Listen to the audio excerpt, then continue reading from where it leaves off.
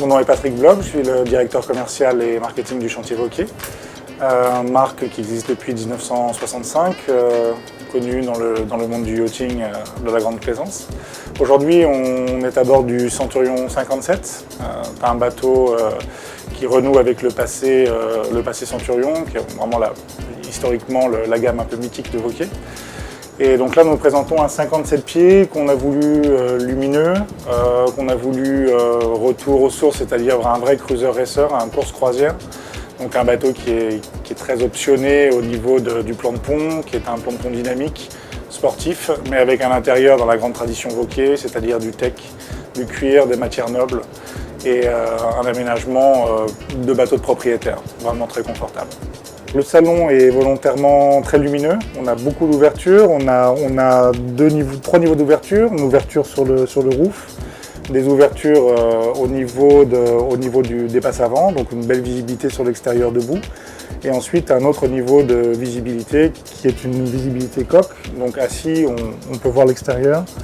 Au mouillage, ça permet d'avoir une visibilité sur l'extérieur qui est assez sympathique.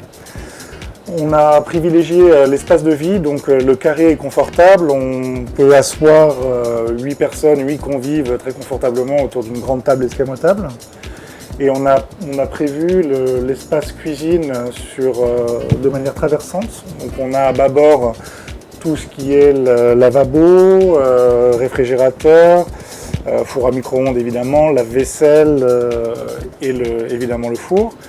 Et sur le côté tribord, on a plutôt machine à laver le linge, cave à vin et de nombreux rangements. Donc, ce qui permet d'avoir un espace de servitude qui est très intégré au bateau et qui comporte dans un endroit assez réduit tous les besoins du bord.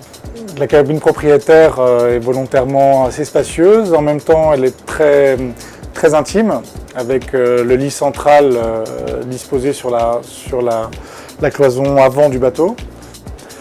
Le plan de pont est un plan de pont résolument sportif. On a un pont qui est très plat, très dégagé, une excellente visibilité sur l'avant du bateau. Les winches sont très dimensionnés, tout est regroupé au niveau du barreur. En même temps, nous avons laissé la possibilité, en cas de participation à une régate par exemple, d'avoir un petit peu plus d'équipiers. Donc les winches ne sont pas non plus collés au barreur, ce qui permet à des équipiers de venir wincher et régler les voiles sans gêner le barreur. Le mât est assez généreux, on a un mât Sparkraft Rigging Performance avec une baume racing.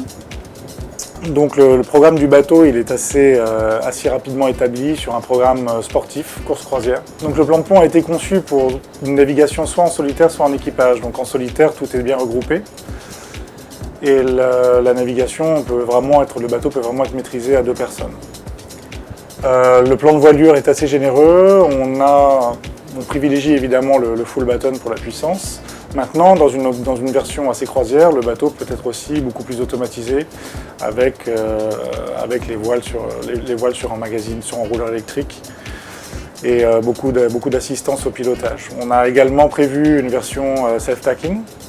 Le Ginnaker, lui, reste à poste sur le bout dehors rétractable, donc toutes les voiles peuvent être à poste et donc déployées et rentrer assez rapidement.